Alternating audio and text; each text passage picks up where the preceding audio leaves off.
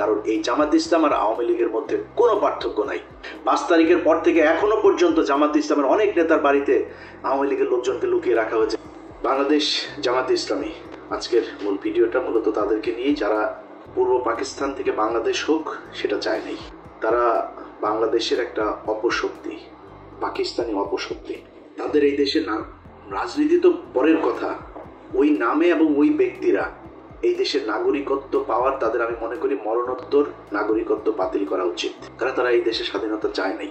আপনিও তাদেরকে নিয়ে বসায় স্টেজে বসায় তারপরে বক্তব্য শোনাবেন।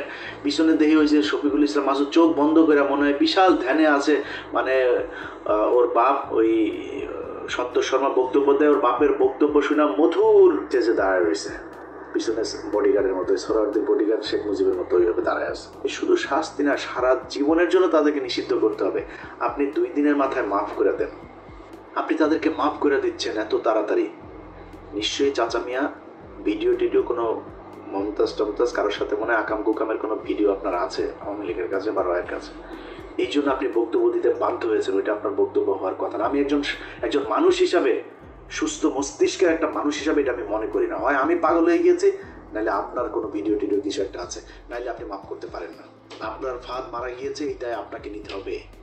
আপনি ইসলাম নিয়ে রাজনীতি করেন, এই জন্য আপনার নামে যাদেরকে ফজরের নামাজ পড়তে যাওয়ার কারণে জঙ্গি বানিয়ে শিবির ট্যাগ দিয়ে তারপরে ফাঁসি দেওয়া হয়েছে, ক্রস ফায়ার দেওয়া হয়েছে, যাদের স্ত্রীদেরকে ধর্ষণ করা হয়েছে, এর সব দায় জামাত ইসলামকে নিতে হবে। এই জন্য আপনার দায় অনেক বেশি বিএনপির চাইতে।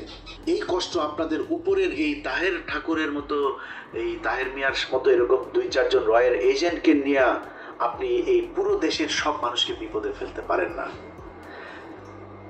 জামাত ইসলামকে নিয়ে অনেক কিছু বলার মতো সুযোগ ছিল, কিচ্ছু বলি নাই। আপনি জানেন এটিএম আজহার এখনো পর্যন্ত জেলখানায় আছে। বাংলাদেশের মানুষকে বিষয়টা বলি, কেন আছে জেলে জানেন? জেলে আছে জামাত ইসলামের কয়েকজন নেতার কারণে। তারা ইচ্ছা করে তাকে জেলখানায় রেখেছে, তারা চায় না সে ছাড়া পাক। 5 তারিখের পর থেকে এখনো পর্যন্ত জামাত ইসলামের অনেক নেতার বাড়িতে আওয়ামী লীগের লোকজনকে লুকিয়ে রাখা হয়েছে। শিবিরের ছেলে পেলে যায় কিছু কিছু জায়গা থেকে তুলে জোর করে তারপর জামাতের সাথে যুদ্ধ করে তাদেরকে বের করেছে। জামাত ইসলামের সাথে শিবিরের একদম খুব স্পষ্ট কিছু দ্বন্দ্ব, তারা সেই বিষয়গুলো বাইরে আসতে দেয় নাই, কিন্তু সেই দ্বন্দ্বগুলো এখন প্রকাশ পাচ্ছে। আজকের পর থেকে জামায়াতে ইসলামকে কোনো জায়গায় কোনোভাবে ছাড় দিয়ে ইলিয়াস হোসাইন কথা বলবে না, কারণ এই জামাত ইসলাম আর আওয়ামী লীগের মধ্যে কোনো পার্থক্য নাই। ওরা ভারতীয় চর, তোমরা পাকিস্তানি চর।